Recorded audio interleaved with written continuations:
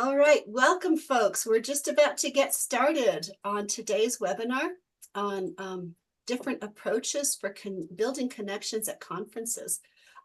We're going to be introducing our panelists in just a minute, but while people are still joining us, let's go ahead and do a warm-up chat. So all of us are welcome to enter things into the chat for this. Why is it important to build professional connections during conferences? So I invite all of our attendees, if you're able to enter things in the chat, please do so. Let us hear your thoughts. And while you are thinking about that and starting to enter things into the chat, do any of our panelists want to share a little bit for you? Why is it important to build connections during conferences? I'm happy to go first. I think that there's two reasons that I really like building connections at conferences. The first is obviously, I think it's very important to find mentors in the field, and I think that, in settings like a poster session or you know, or like some these casual chats you can have are really important for finding these people who are at a higher career stage than you, whereas you don't have to like send a cold email, you can actually talk to them in person. But one thing that I think doesn't get talked about enough about conferences is peer-to-peer connections. And I sort of switched fields coming into astrobiology. I came up in the field of organic chemistry and didn't attend planetary science or astrobiology based conferences. And so it was really important for me when I joined the field to be able to meet people at my level who were in the field, working in the field, and develop those connections and collaborations. And I met a lot of these people when I was a postdoc, and they were postdocs and grad students. And now we're all, professionals, and we collaborate and work together. But that initial connection was really important. Thank you. Thank you so much, Jessica. I appreciate that. I see a few different things here in the chat. Potential ongoing mentorships is something like what you just said, and then how it's important for future opportunities and to make you more comfortable at a conference. Does anyone else want to enter things into the chat? Anyone else want to share additional ideas as to why this is an important topic? I'll jump in. For as small as this field is, because it's a really small world, there's always things you don't know about, and being able to make those connections, you might find out that, oh, I want it to have this capability, and if I had talked to this person, 2 years ago, I would have found out they're already doing it in their lab. So just for like progressing science, it's kind of an important thing, because you talk to people that are outside of maybe your limited field of expertise, and you find out that there are many cool things that you could actually jump in on in terms of projects, but also just in terms of like analytical advances. Absolutely. Great points. Great points. Michelle, do you have any additional ideas that you'd like to share? Yeah. I think these have been all great things. I think I'll add on, because our field is so small, that often connections are the way not only to continue projects, but to start projects and to get those positions, right? And this can be both a fortunate and unfortunate thing, in that often jobs are more about who you know and less about like advertisements and things like that. So I think it can be it's a very important way in our small field in order to get that job you might be looking for. Absolutely. Absolutely. Well, folks, we're so glad to have all of you with us. Please do continue to enter things into the chat for our session today. So this is Building Connections at Conferences, Different Approaches for Our Community. We are recording this and hope to make the recording available to those who couldn't join us. We did have about 100 people register for this.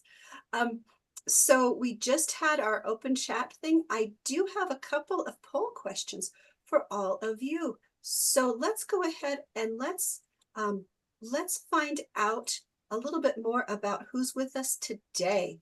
I want to ask you which of these describes you, and you can answer more than one. Sometimes 2 or 3 of these different categories might describe you.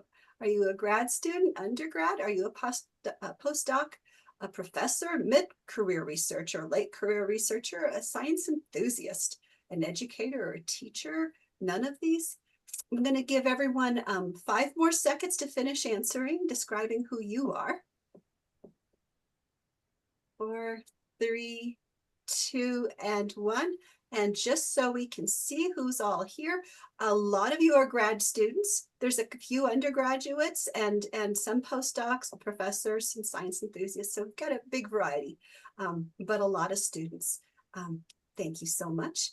And then I have another poll question for you, and that is, what are your plans for attending conferences? Let's go ahead and share this one. Have you attended a science conference before?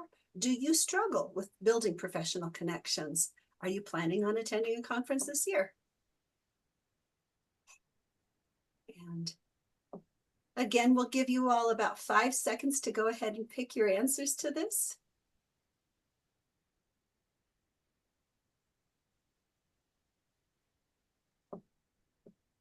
4, 3, 2, and 1.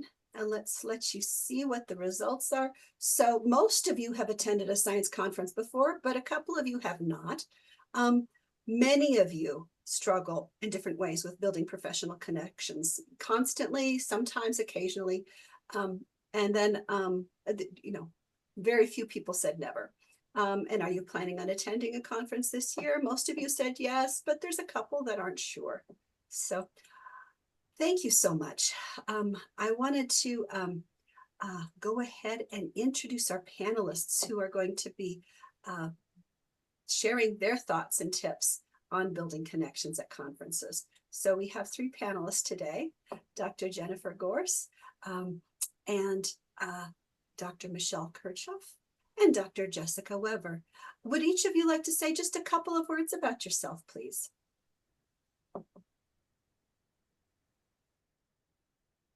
Jessica, can we have you go first? Sure. Okay.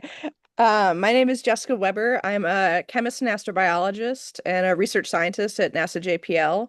I co-lead a research group that's focused on understanding abiotic chemistry under planetary conditions and how complex it can be.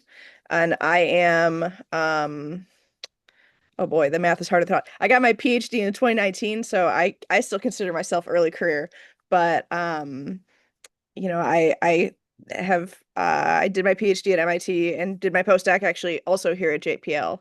And like I said, I sort of switched fields between my PhD and my postdoc, so I felt like I had to rebuild a lot of networks.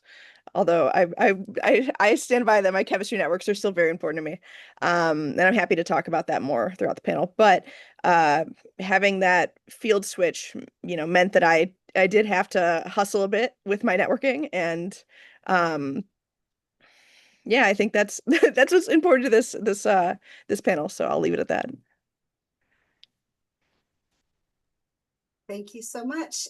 Jen, would you care to go next? Sorry, I'm having connection issues, so I missed that last bit of what you just said, Christine. Please just go ahead and introduce yourself. Oh. That's all.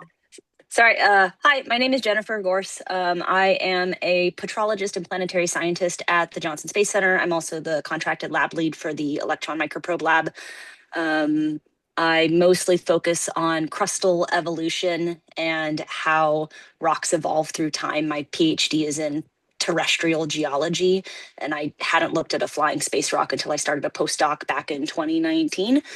So like Jessica, I'm kind of coming in from a side tangent field into the planetary sciences. Yeah, and I've been here for about 3 years. I've also worked as like a visiting instructor and a lab manager at the university. So I've kind of jumped around in a lot of professions, and this is the one that's really started to stick. So, yeah. Thank you. Thank you. Michelle, would you mind going next? Yeah, I'm Michelle Kirchoff. I work at Southwest Research Institute in Boulder, Colorado. I've been here for 16 years as a research scientist. My focus is primarily studying impact craters on the surfaces of other bodies. So I study big holes in the ground. And I got my PhD. I'm not sure if I want to say how long ago, but I will, in 2006. And I did a postdoc at LPI where Christine is at. And from there, I came almost directly to Swery. So it was kind of a nice, fortunately, a nice hop into the position that I am in today. Absolutely. So what I'm going to do now, I'm going to stop sharing the slides so that way we can have our discussion, basically. And so for this discussion, one of the big things that many people entered questions about is how to address anxiety, fear of rejection, self-doubt, or imposter syndrome when it comes to trying to build connections at conferences, whether it's with people that are, you know, sort of at your same level, but also especially with more well-established scientists when people are getting started. For the grad students who might be attending a conference and they want to build connections with people who aren't just other grad students. How do people address that anxiety, that fear of rejection, self-doubt, imposter syndrome? Just, I'm afraid to go talk to people. How do you deal with that? Anyone want to go first? Now, I should add for all of our viewers, all of our participants, that we have scientists here with very different backgrounds and comfort levels when it comes to going out and meeting people versus I'm an introvert, or I've got other things that, you know, I just need to deal with first, neurodiversity, other things. So we've got a mixture of opinions, which I think is really valuable here, because we as a community have a mixture of experiences and personalities and what we're dealing with and how we can go ahead and approach this. Jessica, as probably the most outgoing person on the group, how do you deal with anxiety, self-doubt? What would you recommend to other people? All right. So this doesn't make me sound like a cool person, but I'm a spreadsheet person. Like I feel like one thing that helps me a lot is being very like goal orientated for conferences. And this is actually something I tell my students when they present is you know, you can have a lot of reasons to go to a conference. It can be to just go to your first conference, and that's a great enough reason to go to a conference. It can be to get practice your presentation skills. It could be to meet specific people. And so be realistic about what you want to get out of the conference. And if your goal is to talk to 50 people and you're like, that seems like a lot of people for me, and I like to talk to people, you know, maybe, you know, kind of set it down. So when I was job hunting, I like made a list of the most important people I wanted to talk to. And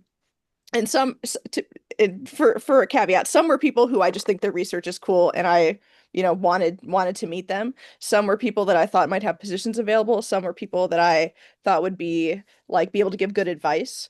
And I actually cold emailed a lot of them before the conference and tried to set up coffee meetings, lunches, and other stuff. And I understand that's also could be stressful for people. It's certainly, I always used to be really afraid of sending emails because I thought the person would email back and be like, actually, you're an idiot and I don't want to talk to you. But it turns out that if someone actually says that, that's a reflection of them and they're not a good person or scientist. And, you know, mostly the worst thing that happened is people like missed my email. And so that really helped a lot where I kind of was like, if they reply badly, it's a reflection on them. And it's fine if they're not available. And so that took a lot of the guesswork out. So I wasn't like in the poster session, like nervously waiting behind someone. I already had something set up. And at least, even if we couldn't schedule something, they at least knew I wanted to talk to them. So I wasn't going in blind. And then I also, you know, recommend I talked about having a peer group. I recommend like not just reaching out to people who are like super senior scientists, But, if you want to do a postdoc in a group or get your PhD with someone, reach out to their grad students and postdocs. That's also a completely reasonable starting point. And honestly, they'll probably give you a way better idea about the lab culture than the PI will, which is true for my students and me as well. I would, if you wanted to work for me, I would recommend you talk to my students. Like I think that's the best way to go. And I think that also in the groups that I've been, we tend to like congregate together and go to a conference as a group many of the time. So it's like AppSciCons once every 2 years. That's like a big deal for our research area. So like everyone goes.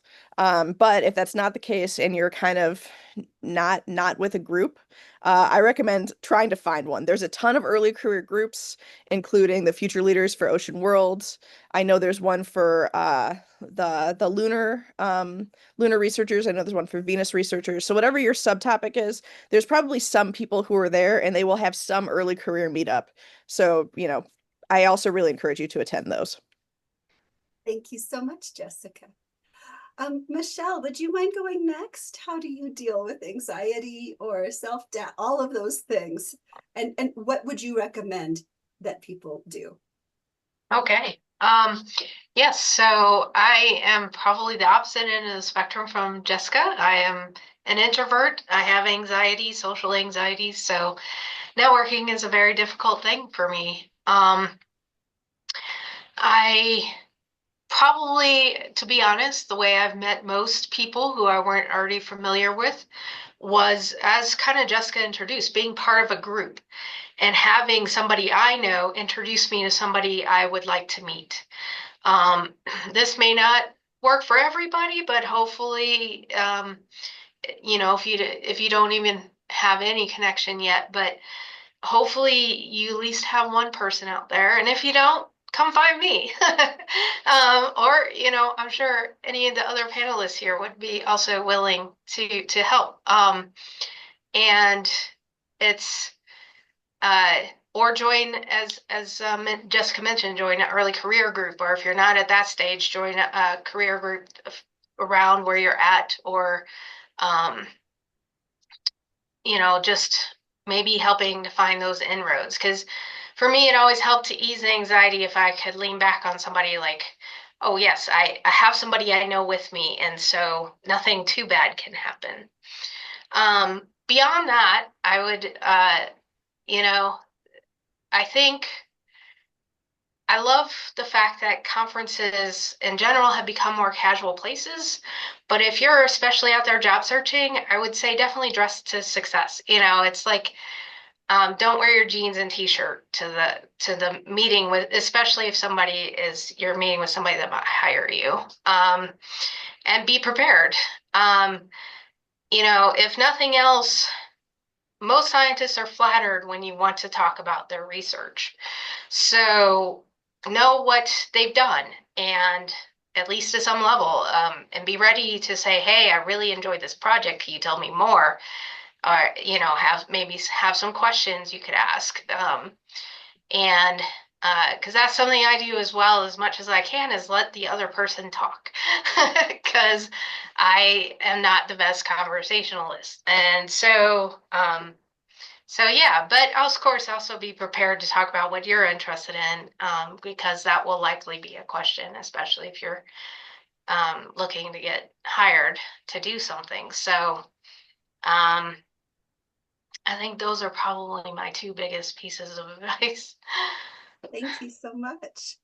Jen, do you want to build on that?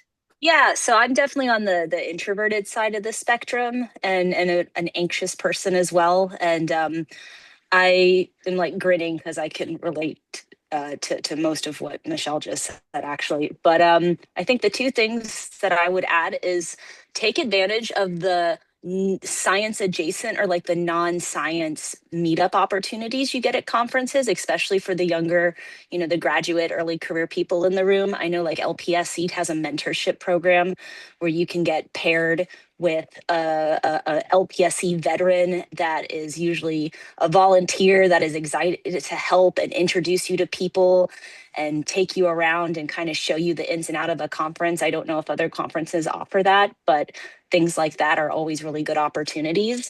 And also, there'll be meetups for, women in geoscience or,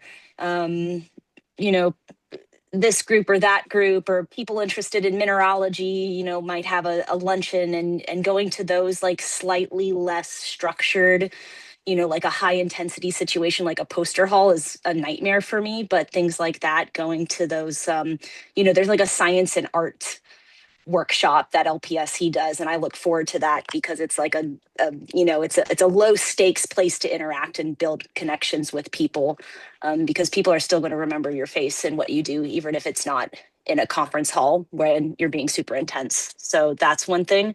The other thing that I think is really important, that is maybe like a very person specific thing, is I really check in with my physical body a lot.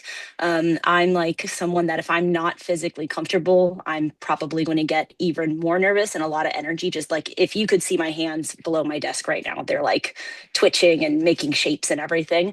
So like I always give myself an hour during the day to like just go on a walk, or if I need to push out some more energy, I'll go on a run. Like you don't have to fill up your entire conference day with back to back to back to back intense interactions and science talks. There's no shame in taking that little bit of time for yourself. I always have like music in my ears if I'm walking around and just need to focus on one thing, and just making sure that like I fuel myself properly, I feed myself properly. A lot of emotional turmoil is if I'm hungry. So things like that actually end up being super important in the long run, even if it doesn't seem like it should be your primary focus when you've got everything else going on around you. Can I add one thing on that? One thing that I was freaked out about when I was, kind of early in going to conferences is I thought every conference was like a make or break like event for my career. And I can promise you it's not. I can promise you like I've given bad talks. I've had conferences where I am not as productive talking to people, and like it's not that big of a deal. I promise there's no one event that like if you miss, it's like game over for you. And I think that helped me a lot, kind of like with checking in on myself. Where it's like if I, obviously like don't bail on people who you've set up meetings with or something like that, but like take care of yourself while you're doing it because you want to show up as you want to feel good and be your best self. Absolutely. Absolutely. I'm gonna go pivot just slightly to what I've heard all of you say and reflect back on that first question, the very, very first question about why this is important. So I heard Jessica say that she creates a spreadsheet of what she wants to do, who she wants to meet, and then goes and emails people in advance. And it took me forever to realize that I should be doing that too. I should be thinking about the 4 or 5 people that I really wanted to talk to for any reason, whether it's because we've got a project or we're thinking about a project or I'd like to meet them or they're a friend and I just really want to touch base with them again, and trying to schedule time in advance so that I know that I'd like to meet this person for lunch on this day, or I'd like to meet this person for dinner on this day, or whatever it is. I wanted to find out a little bit more from Michelle and Jessica and Jennifer. To what extent do you do that already? Do you prepare for networking by identifying who you want to talk with or reaching out to people in advance? Is that sort of a common thing? It wasn't something I learned in advance. And yeah. It was advice that I got from a different mentor, kind of to look through the abstracts, and see who's going to be there. And I will say I also have a balance of like, I don't want when I'm networking, I don't want to get dinner with a new person. Like it's like but I want to use that opportunity to see my friends who don't, you know, like it doesn't take effort to meet with them. And so with these conferences, there's collaborators and friends and people that I'm close to. And so I think the first thing I do is go through and like schedule the people that I'm like excited to see. And I think it's fun. And then I'll go through and see who's going to be there and kind of like make a list of importance of, like who do I actually really need to talk to? I need to catch up with so and so about this grant, or it's never going to get submitted, or like so and so and I need to share data, what so on and so forth. But I would say that I try to schedule like half of the time that I am going to have available.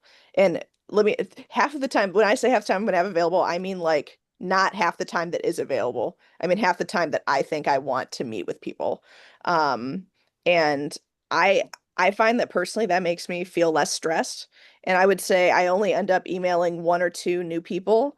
And it's mostly like as I've grown in the network, it's mostly like now people I work with. And so that I mentioned that to say that it does get better the more you do it.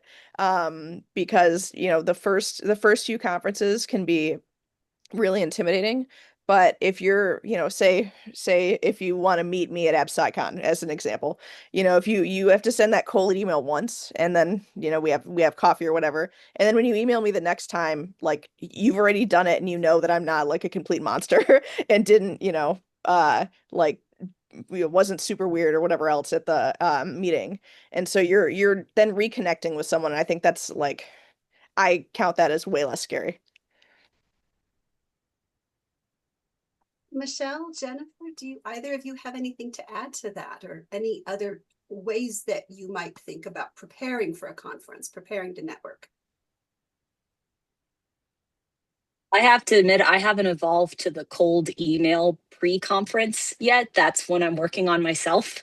But I'll usually email after if I say like, hey, I saw this talk that you gave and I thought it was really interesting. I have some follow-up questions. That's a good avenue for me. I do look at the abstract booklet beforehand and try to schedule out maybe like 24 hours in advance, kind of where I want to hit in terms of presentations the day before. And then if I can catch them in the hallway, make the awkward eye contact in the hallway outside of the presentation room, that's usually a good avenue for me because, again, it's a little more relaxed and it feels like a low pressure. I constantly tell myself in my head, closed mouths don't get fed and you have nothing to lose. Like if you're talking to someone for the first time, you're at the base level, you literally have nothing to lose. And that's like a really reassuring thought to just think when you do have to make that cold introduction. At least for me, it is. And then I'm really food focused. I'm food motivated. I find that the healthier I can keep myself during the conference, the more likely I'm going to be gung ho and able to do some of those interactions that I can find intimidating. Thank you. Thank you. Michelle, anything to add to that?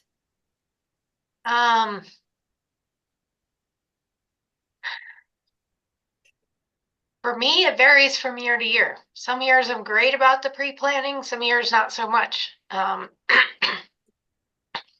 of course, I will say, excuse me, I'm getting over a cold.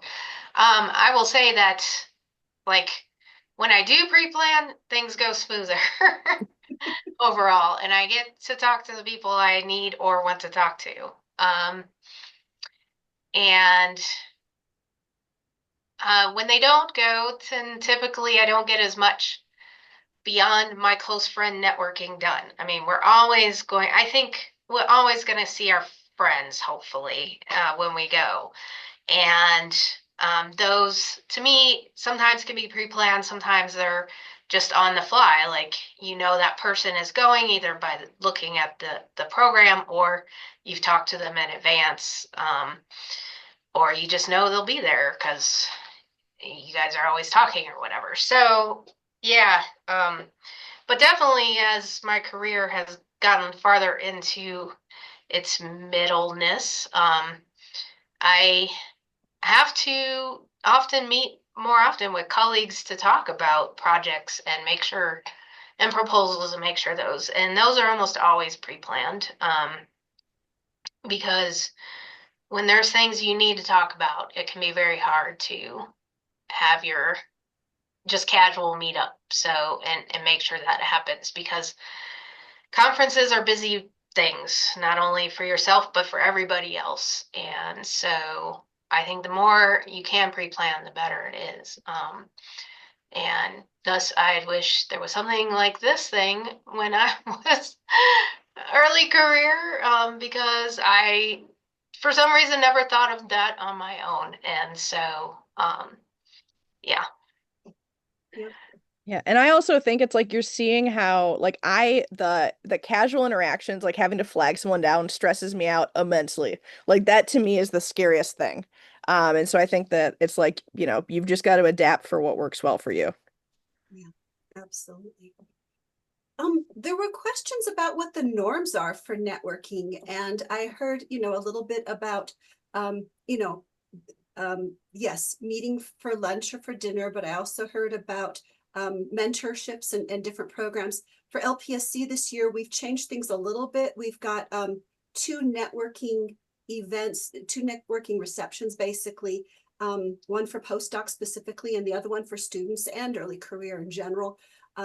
But instead of the traditional mentoring program that we've done in the past, each morning, we're inviting students in early careers to come to the professional development room and meet up together with each other and with a few other more experienced people, and then go together to sessions if they want. If they want to meet people and want to meet somebody who's got a little bit more experience.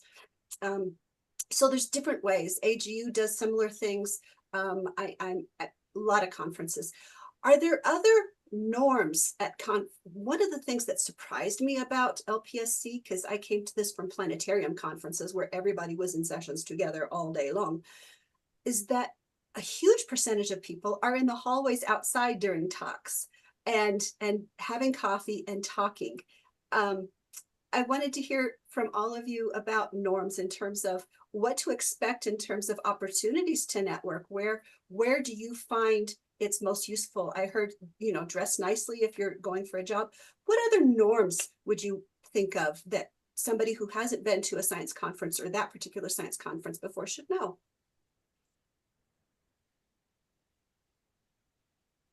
I guess I'll start this time. I mean, yeah, trying to think of something in addition to all of those, because those are all definitely ways networking happens. I think the idea of poster sessions has come up a few times as mostly being a hard place to network, which can be true at most conferences, because poster sessions can be loud, crowded, but at the same time, they may also, if you're not so good at the pre-planning or other things, they often provide an opportunity where a person is going to be. Like if they're giving a poster, usually most conferences either require them to be there at a certain time or they have to state the time they'll be there to discuss their poster. It gives you something immediate to talk about because something is right there about their work. So I would say, even though can be harder, networking does happen at poster sessions, and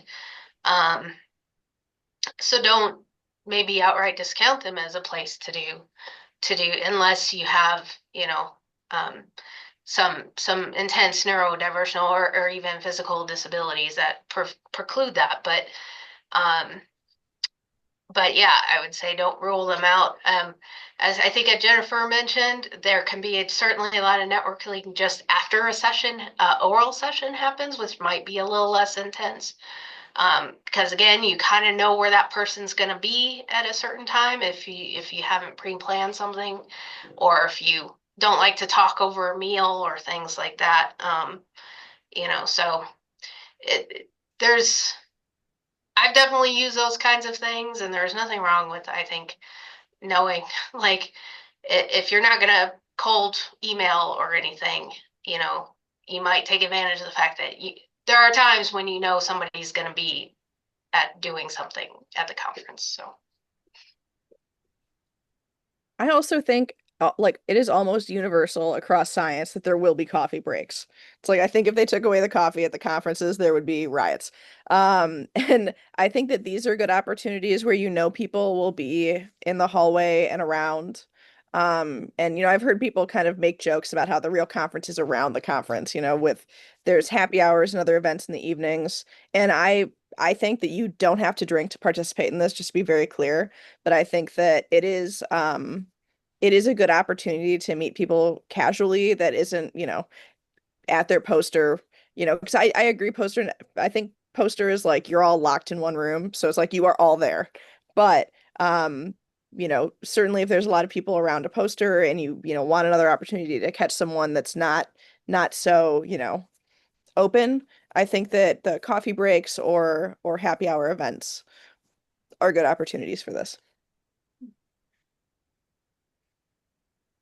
I guess there's no shame in like really leaning into the connections you do have, even if you're a grad student, it's just, maybe your advisor or like a friend of a friend of a friend. Like almost everyone knows everyone. Like I have colleagues here that I only pass in the hallway, and I've been at a conference with them where they know someone that I'd like to meet, and they can tell that I'm maybe too nervous to go up and talk to them cold. They're like, well, I'll go introduce you. I feel like there's no shame in that at all, and everyone expects that that's going to happen. And if someone does get offended, to mirror what was said earlier, if they're getting offended or acting out in a way that's not okay, that's a reflection on them, not on you. So like really, really, you can be shameless as far as that goes. Thank you. In terms of shameless versus, oh my gosh, how can I do that? How does somebody network when you are actively looking for job opportunities? You're feeling, oh, it just feels icky. I feel like I'm trying to sell myself.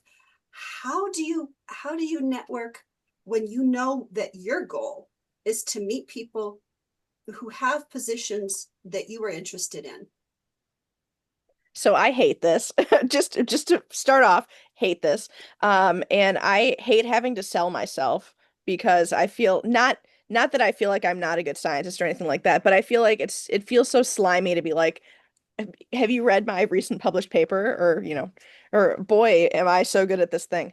But one thing I did is I made a friend practice my elevator pitch with me. And I give it slightly differently depending on who I'm talking to, if I'm in a chemistry setting or planetary or, so on. But I think that it really helped me to sit down and kind of practice like a couple sentences about what my actual background and interests are.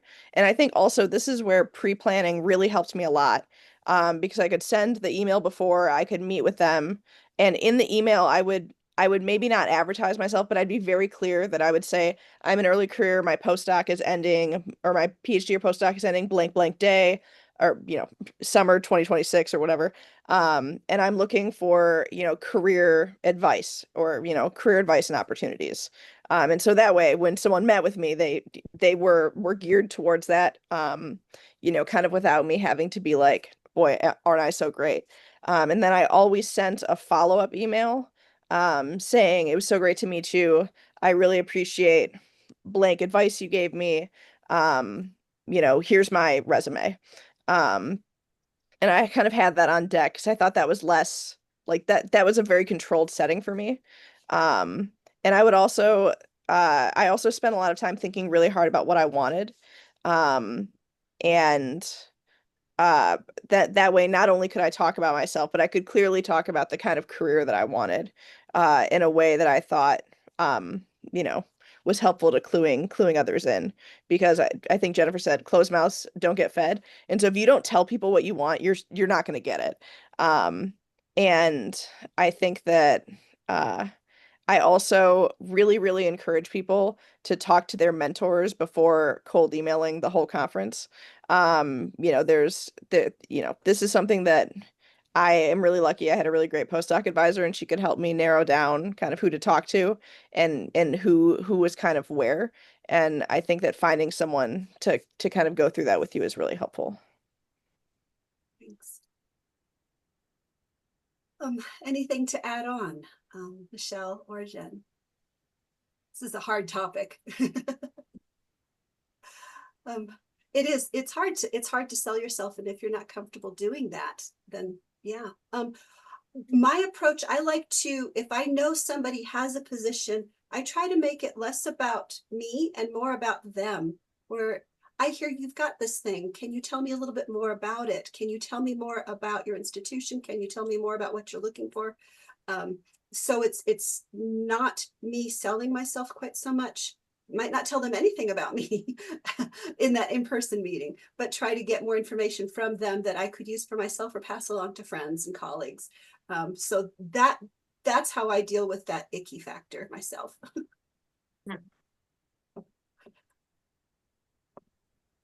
We have lots of other questions. So there were questions. So if somebody is wanting to network and collaborate, and they are coming to a conference and they happen to be an international student, any thoughts on and recommendations? How would any of what we just said change, or do you have any additional thoughts? All of us have colleagues who are international. What have you seen them do? What do you recommend?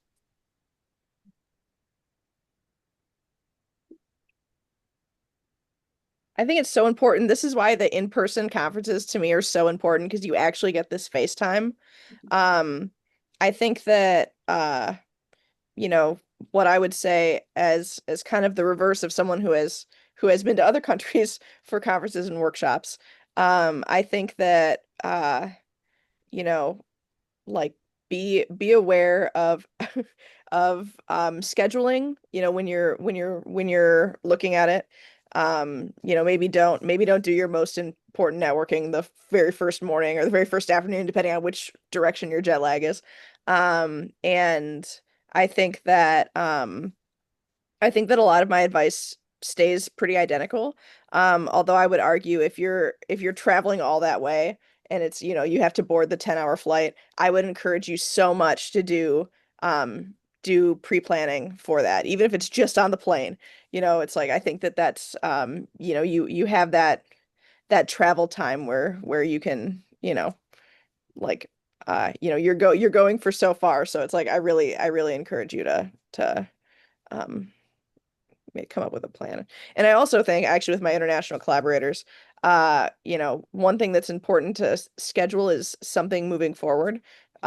Certainly conferences are a great place to meet people in person, but I think a strength of a long lasting collaboration is to think about, like, how does this actually work moving forward when you're back in France or Japan or Australia and I'm in California? Like, how do we continue doing that?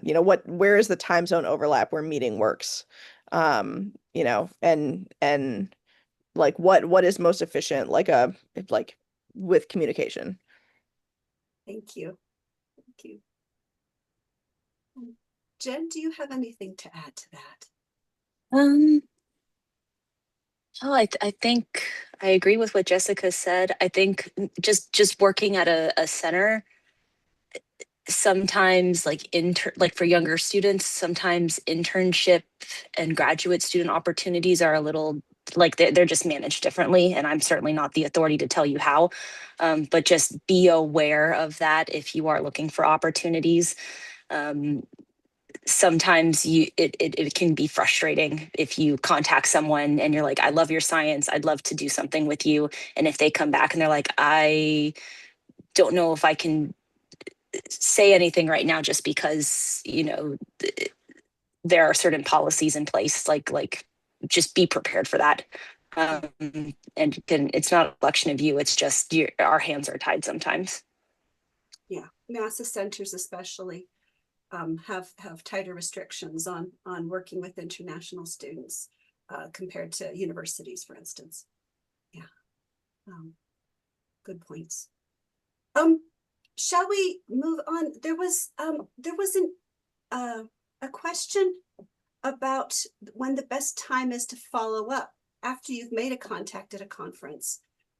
Is it during the conference? Is it the next day? Is it the next week? When is the best time to follow up with a conference contact? After the conference, during the conference, after the conference? Does it matter? My hot take is it's when the conference ends. Unless you're meeting up again during the conference, because I feel like I'm always playing email catch up during a conference because the rest of the world doesn't stop, unfortunately, because you're at a conference. It's like everyone else, instruments break, everyone else wants something. Research projects still continue. So I find that I send out my emails basically either the Monday, I actually schedule time on my calendar to do follow-up the Monday after a conference. And that way, hopefully people have started to sift through their emails. It's not going to get buried in there. And it is, still about the conference. It's fresh in everyone's brain, but it'll be top of the deck. But I also think that that is a personal preference that I've kind of come to on my own. And I don't think there's a wrong answer, but I wouldn't wait more than a week. Michelle, when would you prefer to receive an email or a notification from somebody that you met at a conference? Yeah. So I was going to say not to wait more than a couple of weeks. A week is probably better, just because life quickly moves on, unfortunately, from a conference. And but as Jessica intimated, like you're also spending time getting through what was going on in the background of your life while you were at the conference. So I'd actually be like maybe towards the end of that first week after the conference for me. And that's often when I email colleagues and stuff as well about things we discussed if we didn't have other meetups. I would say, also though, if this is something that maybe has a timeliness to it, or requires more in person, don't be afraid to ask for that second meeting at the conference, especially if you've met with that person early on in the week, because sometimes it can be very useful, I think, to have another in-face, person-to-person meetup, particularly maybe if you are international, because it can be hard to make that time difference work out later on. So don't be afraid of like the end of your first meeting if you're like, hey, I really feel like I need to discuss this further with you. Do you have any more time this week? And obviously don't feel hurt if they have to say no, because we all get overscheduled. But I think, as already been said, it never hurts to ask at this point. And as I think as Jessica brought up for just international in general, even if you're domestic, maybe at the end of that meeting be like, hey, when would you like to reconnect? That doesn't hurt either, to ask them like, when should I email you, or that kind of thing. Because some people will be like, oh yeah, it's perfect if you email me Thursday or something. So because they know their schedule better than anybody else, right? So then you're not having to worry about your email maybe getting lost or in the shuffle or whatever. So Great points. Jen, do you have anything to add to that? No, I think I'm in the same timeline. I'd say 1 to 2 weeks, like give someone, I'd say like 24 to 48 hours to recuperate from the conference, unless it's, as Michelle just said, like a time urgent, or you have like a limited amount of time in the country you're in. But give people a breather, and then you want to follow up soon enough that you're still in their memory, or they're still in your memory, whichever way it's going.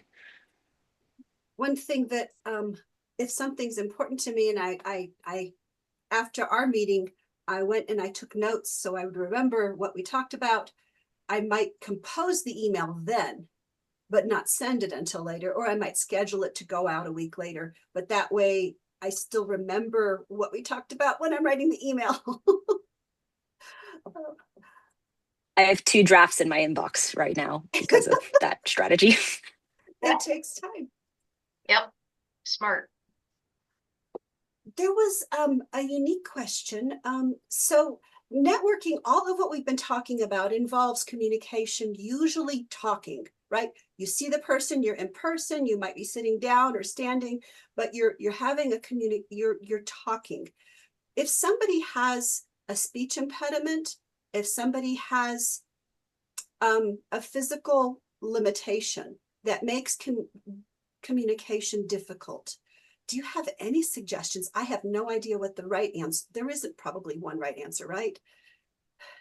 Probably not. And, I have a son with autism who, it doesn't talk much. So things popped into my head, but they may not be like helpful to anybody. But I I was just, I think I would just emphasize that pre-planning and letting people know, like, that when you're talking or when you're going to meet them, like, hey, because our community should be accepting enough, which I think in general it is, that if you are excited to talk to this person, however that communication ultimately goes, don't be afraid to tell them that, hey, I have this issue, so I will need these accommodations, or I'll be talking through a translator or, an ACC device or whatever. So, um, I think that is kind of, and it goes back to, like, if that person can't be accommodating to you in this way at your initial meetup, you're not going to want to work with them anyway, or do that kind of, like, say, it's not you, it's them, as we've said before. So, um, and I think the pre-planning is going to be super important, right? So that you can let them realize, hey, this will need to be accommodated for me. It'll make the casual conversations much harder, but the only other thing is, like, if you're meeting people through a friend, maybe that friend or colleague can help you as well, with any communication issues. So, and again, like, anybody should be accepting of that if that is your concern, and that's the way you work through it. But and if they're not, then they're not worth it. So Thank you. Thank you. Jen, Jessica, do either of you have anything to add to that? I guess I haven't had this in a conference setting, but I've had a couple students when I was at university that had like really severe stutters. And they usually brought some sort of typing tool if they weren't comfortable speaking, or if they were comfortable speaking, you just give them the time to get their words out and whatever they need. And again, as Michelle just said, if someone is going to respond poorly to that in your first meeting, they're not someone you should interact with long term at all. But yeah, the pre-planning can be super important, especially if you need a quiet space or more area, or more time. But in general, I think no, that's kind of my only interaction with that. Yeah, I think everything both of you have said is really great. And I think that um, especially like the I try to identify the areas that are more accessible to you. Maybe it's not feasible to approach someone at a poster due to, I mean, those rooms can be so loud. I feel like I can barely hear anyone when I'm at a poster anyway. But I think that, due to whatever the you know whatever requirements you need, just consider what is most feasible if you don't go the planning route. So it's like maybe the coffee sessions are a little quieter, it's a little more spacious, you're not all crammed into a poster hall with literally everyone in the conference. And so I would just do some thinking on how to like best adapt um this to your needs. Thank you. So we've got a new unique question in the webinar chat. Thank you so much, Barbara. So space media people might also be wanting to interview you. So in addition to networking with students, grad students, when it comes to the media who want to interact with scientists during a science conference, they want to know a lot about your research, and they know you're concerned about what quotes they're going to use. Do you have any recommendations for networking with the media? I'm probably a bad person to talk to about this because I feel like, and Jennifer, maybe you're in a similar boat. NASA cares what I say because I am a NASA employee. And so I feel like what I would say, with people who work in space media is that I often can't give comments on the fly. That's not something that I should be doing in my role. And I'm happy to coordinate best and connect you with our media people or kind of like pass requests along. But often, you know, I think it's really important to communicate with the public and I want people to know about our science. But I would say that often I'm in a position where I won't be able to just like step off and be interviewed. And so and I know the requirements are very different depending on, you know, what kind of place you work in. But I think that I would ask that you're at least patient with people who are sort of in my boat, which everyone I've talked to has been very kind to me. So I have no complaints on that.